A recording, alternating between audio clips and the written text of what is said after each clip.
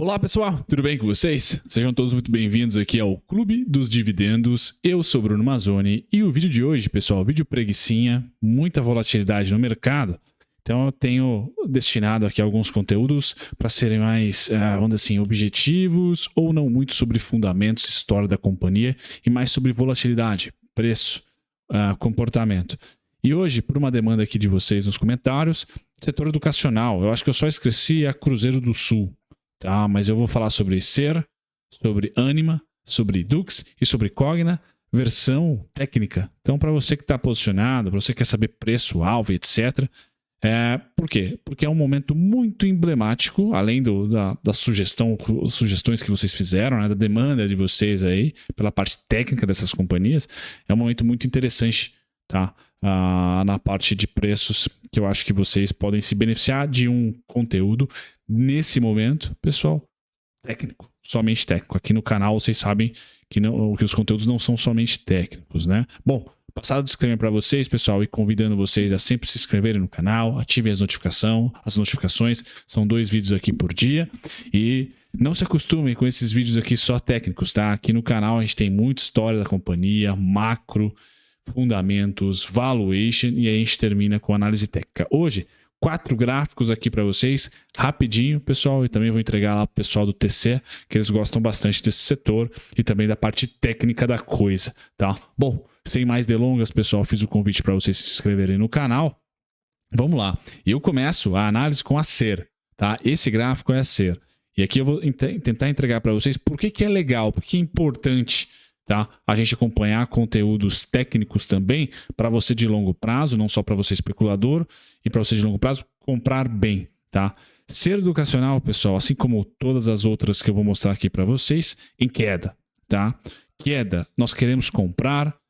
Se você tem afinidade com gráfico, eu considero que temos que olhar para quem vendeu. Se eu quero comprar, eu olho para quem vendeu.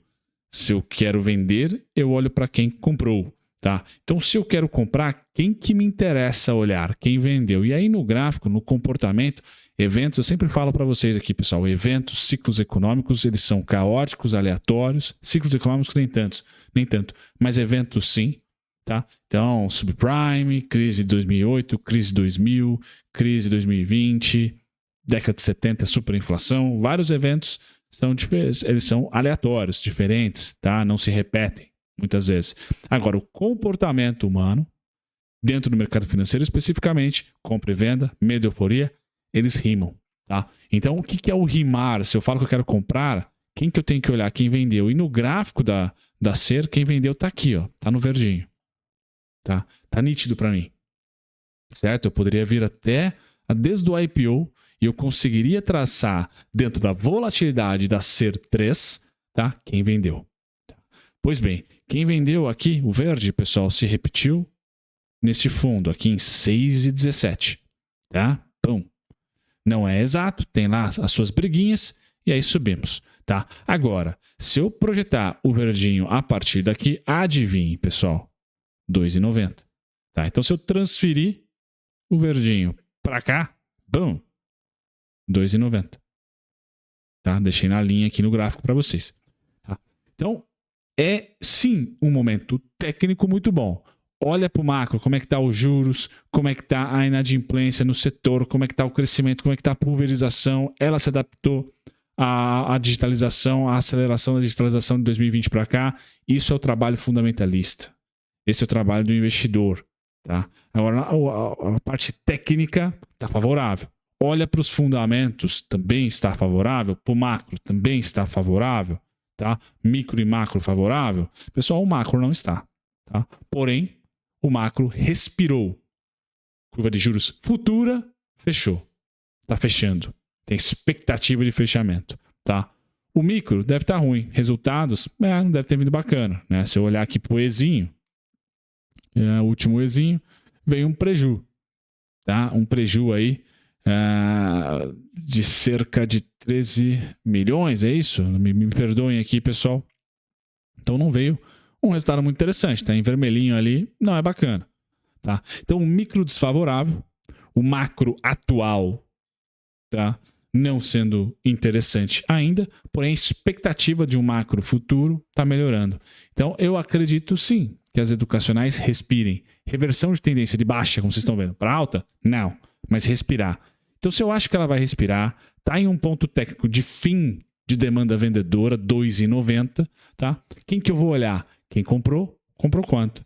E aí eu vou destacar uma compra, pessoal, um pouquinho mais, vamos dizer assim, robusta, que foi justamente essa compra aqui, esse trimestre, tá? Esse trimestre que se deu ali em 2022, foi em março, tá? Então eu vou destacar março e vou acreditar que em 2023, março de 2022 é alvo, certo? Esse é meu planejamento. Então, projetando o verdinho, pessoal, a gente tem aqui alguns pontos importantes. 4,40, 4,62, 6,8. Tá? Esses são os alvos para ser educacional. Não tenho a expectativa de queda. Qual é a queda, pessoal? Agora trazendo números, só para vocês terem noção da magnitude, né, do que eu estou falando aqui. Pessoal, a gente está comentando de uma queda de 70%. Quedas de 50%, 58%. Então não é quedinha, tá? É quedona, tá? E recentemente ela conseguiu surfar toda essa queda. Foi até para 68%. Exatamente aqui, tá? Legal. Feito isso então, 4,40, 4,62, 6,8. E a mesma análise para ser, pessoal, eu passo para a Ânima. É a mesma coisa, tá? É a mesma coisa. Então a Ânima, os fins de demanda, 2,18, 1,85, o próprio 2,50, tá? E aonde eu vejo a Ânima, 3,57, 3,69, 4,32, tá? Então a expectativa é que ache aqui, bom, algum tipo de movimento para rimar com quem comprou. Comprou quanto? Esse gráfico da Ânima é o gráfico diário, mais de curtíssimo prazo. Vejam que o volume aumentou bastante pós-resultado, tá? O volume aumentou e os preços por enquanto não andaram tanto. Tá? Estão mais ou menos consolidando. Então, é um ponto de se esperar uma demanda compradora, tá? Para depois voltar uma vendedora a partir daqui, tudo bem. Tá? Mas ainda acho que a sazonalidade está favorecendo tecnicamente as ações das educacionais, pessoal. Beleza? Então, passado da Ânima, eu vou para melhor do setor, na minha opinião, por fundamentos. Essa eu cubro. Bons fundamentos, sim. Tá? Que é a Educ. Então, gráfico mensal, desde o seu IPO, um gráfico bem formidável aqui para quem não está posicionado. Eu que comprei uma call, ela virou pó. Tá?